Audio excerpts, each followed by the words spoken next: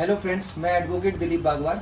आज supreme court में अरविंद केजरीवाल से जुड़े मामले की सुनवाई थी। उस मामले पे जाने से पहले कि आज क्या दलीलें दी गई, इसके बैकग्राउंड के बारे में मैं 2 मिनट में आपको जो है एक संक्षेप में बात बता देता हूँ। अरविंद केजरीवाल को जो है एक लिकर पॉलिसी दिल्ली सरकार ने बनाई थी। उस मामले में जो है ईडी ने एक उनको पीएमएलए केस में जो है गिरफ्तार किया था 21 मार्च को।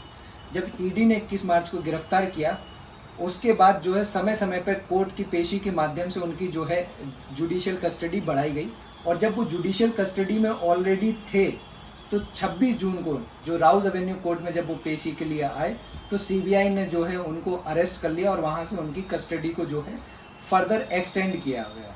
तो इसमें हुआ क्या कि जब सीबीआई ने अरेस्ट किया तो ट्रायल कोर्ट हो या दिल्ली हाई कोर्ट की बात हो, यहाँ पे जो है अलग अलग पिटीशंस लगाई गई, पर दिल्ली हाई कोर्ट ने लास्टली इन्हें जो है बेल ग्रांट करने से रिफ्यूज़ कर दिया। तब 2 प्लीज जो है सुप्रीम कोर्ट में आई और उसमें एक तो इलीगल अरेस्ट को चैलेंज किया गया सीबीआई के द्वारा और दूसरा बेल को जो है सीक किया गया। तो इन्हीं दोनों मसलों से जुड़ी हुई सुनवाई आज सुप्रीम कोर्ट में हुई थी। उनमें क्या दलीलें रहीं अरविंद केजरीवाल की वकील की तरफ से और एएसजी एसबी राजू ने किस तरीके से इस बेल को अपोज किया।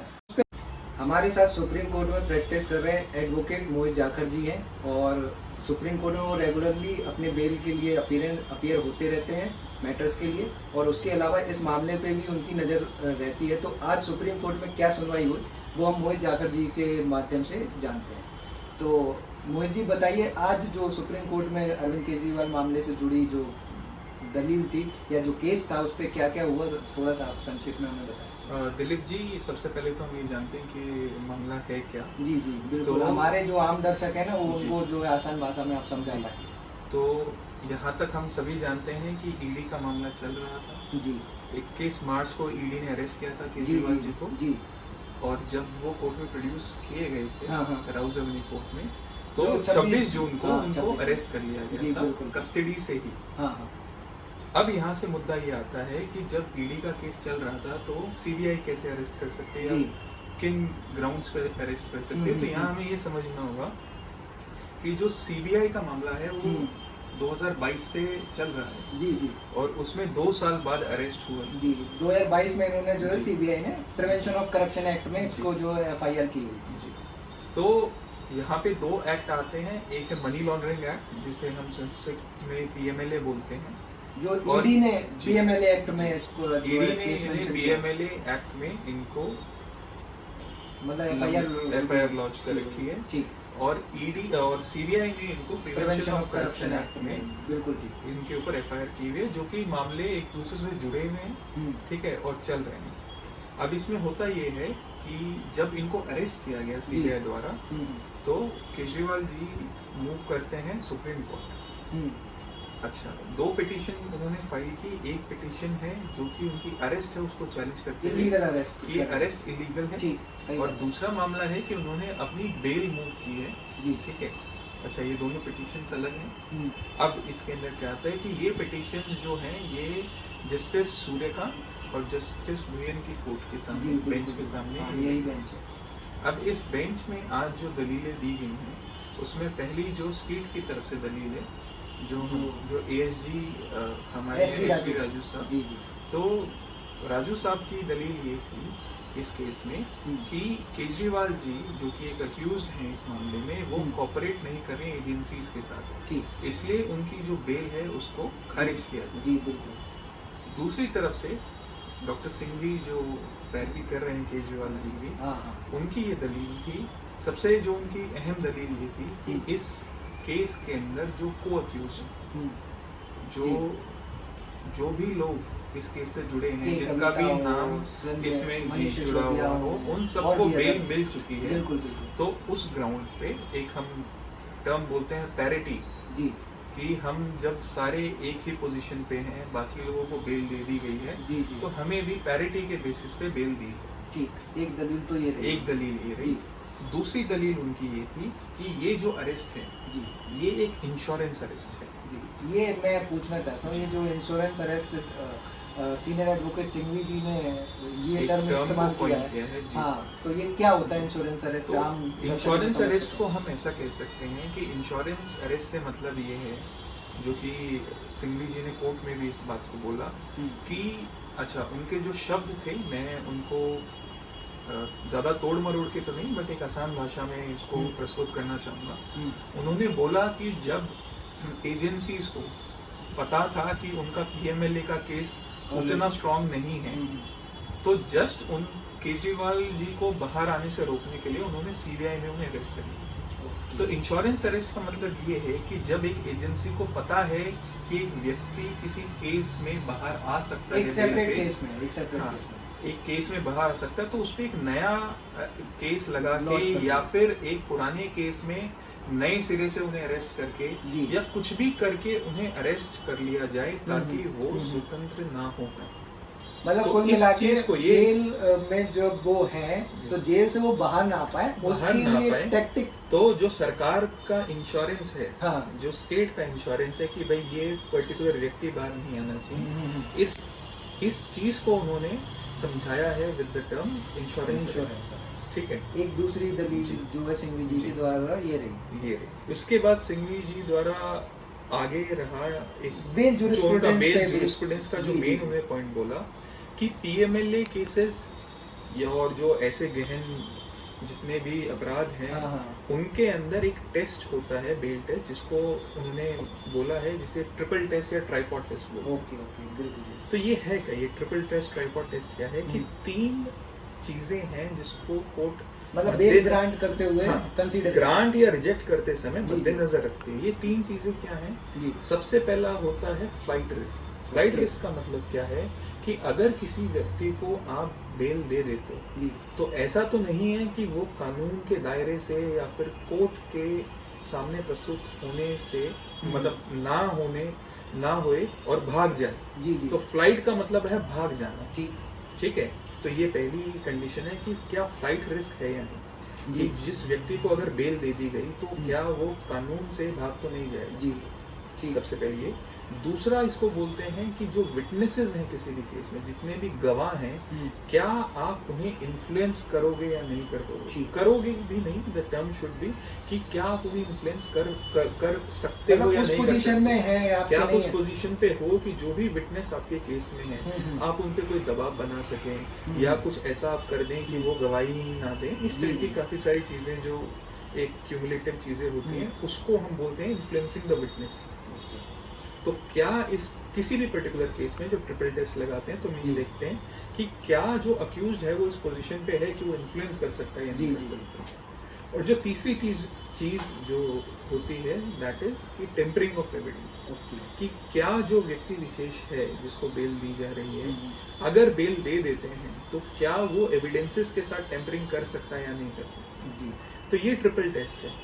तो पीएमएलए के केसेस हो गए, एनडीपीएस हो गए या और बाकी जो ऐसे जघन्य मामले होते हैं, उसके अंदर कोर्ट को इन 3 चीजों को मद्देनजर रखना होता है बेल देते समय। उसी के ग्राउंड्स पे वो उन्हीं के एक्सेप्ट करते हैं, रिजेक्ट करते हैं। वो उन्हीं ग्राउंड्स पे अगर ये तीनों चीज नहीं है कि कोई फ्लाइट रिस्क नहीं है, ठीक है, कोई आपका टेम्परिंग ऑफ एविडेंस का रिस्क नहीं है या फिर आपका कोई विटनेस को इन्फ्लुएंस करने का रिस्क नहीं है, तो उन केसेस के अंदर कोर्ट जनरली बेल ग्रांट कर देती है। तो जैसे सिंघवी साहब ने ये जो जब ट्रिपल टेस्ट की भी बात की है अपने क्लाइंट के लिए, अरविंद केजरीवाल जी के लिए, तो ये सारी बात तो उन्होंने रखी होगी कि किस तरीके से केजरीवाल जी ये टेस्ट जो है इस तरीके से पास करते हैं। तो अगर इस पे हम आए कि क्या ये 3 टेस्ट केजरीवाल जी पे अप्लाई होते हैं, जी, तो सिंघवी जी ने इस ट्रिपल टेस्ट पे ये बोला है कि ये दिल्ली के चीफ मिनिस्टर जी, इनका घर दिल्ली में, बिल्कुल, ये एक पब्लिक व्यक्ति हैं, ठीक है।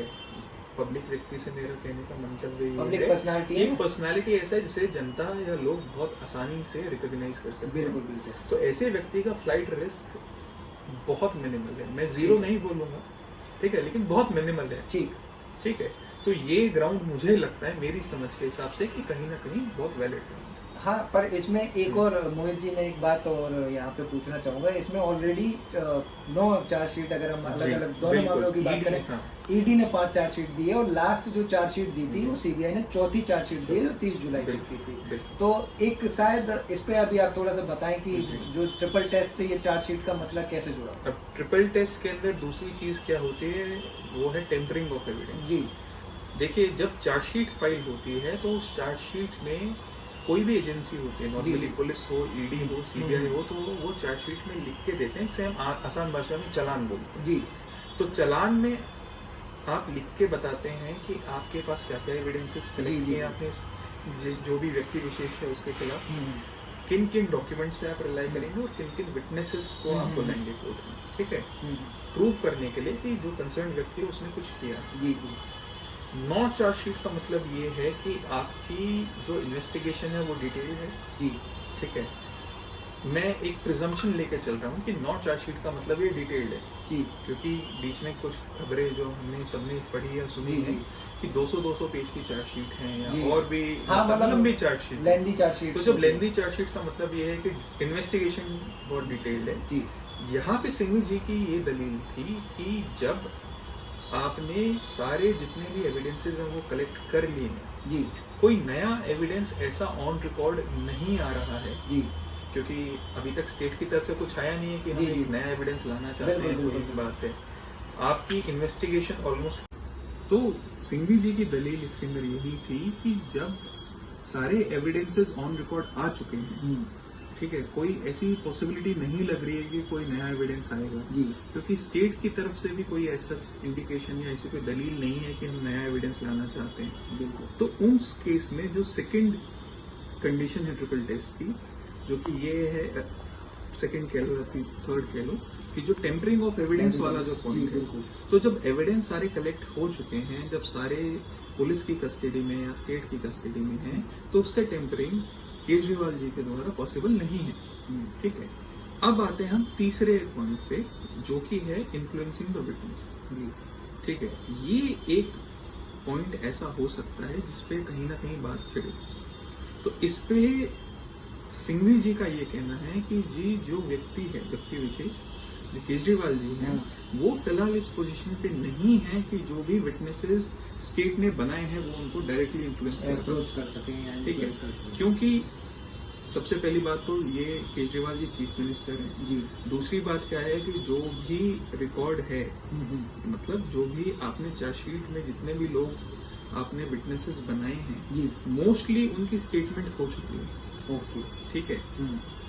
अभी तक जितनी हमारी समझ है या हमारी नॉलेज है अभी तक चीजों के बारे में, तो ज्यादा विटनेसेस बचे नहीं है जिनके बयान होने। जब विटनेसेस ने अपने बयान दे दिए हैं, ठीक है, कोई चांस बहुत रेयर है कि किसी भी व्यक्ति का दोबारा बयान लिया जाए। ठीक है, और लिया भी जाता है तो वो कितना डिफर करेगा उनके पहले बयान से। तो अगर एक पॉसिबिलिटी अगर हम रीजनेबल देखते हैं तो उसकी पॉसिबिलिटी बहुत कम है कि सबसे पहली बात कि जो जिन्होंने बयान दे दिए हैं वो दोबारा बयान देने हैं। जी, सही बात। क्योंकि कोर्ट में चर्चा भी चली है, हम पहले भी जान चुके हैं कि भाई व्यक्ति विशेष जितने भी रहे, जितने भी विटनेस रहे हैं, उन्होंने अपने बहुत डिटेल्ड बयान दिए। जी बिल्कुल। और वो सारे बयान, हाँ, ईडी अपने तरफ से या सीबीआई अपनी तरफ से ऑन रिकॉर्ड ला चुके हैं अपनी डिफरेंट चार्जशीट्स में। ठीक है, तो जो नंबर ऑफ विटनेसेस एग्जामिन करने के लिए बचे हैं, मेरी समझ से बहुत कम है, या शायद सारे विटनेसेस एग्जामिन हो चुके हैं। मैं इस पे कंक्लूसिवली नहीं कह सकता। जी, ठीक है, क्योंकि ये एक सीक्रेट इंफॉर्मेशन है जो कि स्टेट को डिस्क्लोज करनी है या फिर सिंघवी जी डिस्क्लोज करेंगे। तो मुझे अभी उसकी नॉलेज नहीं है कि एग्जैक्टली कितने बचे हैं, बट जो हम देख पा रहे हैं अभी तक कि ज्यादातर जितने भी बयान हैं वो ऑन रिकॉर्ड हैं। तो ऐसी स्थिति में जो एक रीजनेबल प्रिजम्पशन हम रेज कर सकते हैं वो ये है कि जो एलिमेंट है विटनेसेस को इन्फ्लुएंस करने का, वो लगभग या तो ना बराबर है या बहुत कम है। ठीक। तो मेरी समझ ये कहती है यहाँ पे, जो कि सिंघवी जी ने इस मुद्दे को उठाया भी है, कि जब सारे विटनेसेस हो चुके हैं, सारे लोग अपने बयान दे चुके हैं, ठीक है, सब कुछ कोर्ट के सामने है, तो ऐसे में बेल खासकर जिन ग्राउंड्स पे दी जाती है, रिजेक्ट की जाती है, तो वो बहुत क्लियर कट है। जी, ठीक है। तो कहीं ना कहीं ये है कि जो दलील दी गई है सिंघवी जी की तरफ से वो स्ट्रॉन्ग है, ठीक है, एक रीजनेबल उसके अंदर रीजनेबल एक ग्राउंड है, एक रीजनेबिलिटी उसमें लग रही है। बिल्कुल। लेकिन अब देखिए ये काम है जजेस का, क्योंकि काफी इंफॉर्मेशन ऐसी होती है जो जजेस के सामने कि भाई कितने व्यक्तियों का आपने बयान लिया है, कितने को नहीं लिया है, ठीक है। जो असेसमेंट है कि भाई ये ट्रिपल टेस्ट की जो तीनों चीजें हैं, ये असेसमेंट ऑनरेबल कोर्ट कर सकती है, आप और हम उसका असेसमेंट कर सकते हैं, बट एट द एंड ये कोर्ट का काम है, ये जजेस का काम है ये डिसाइड करना कि ये फैक्टर्स कितने हैं कितने नहीं, ठीक है। तो मेरा एंड में यही एक एंडिंग कमेंट यही रहेगा कि इस मामले में मुझे लगता है कि ज्यादातर चीजें सामने हैं, ईडी के भी सामने हैं, सीबीआई के भी सामने और हम सबके भी सामने। तो मुझे ऐसा लगता है कि इस मामले में केजरीवाल जी को बेल मिलनी चाहिए।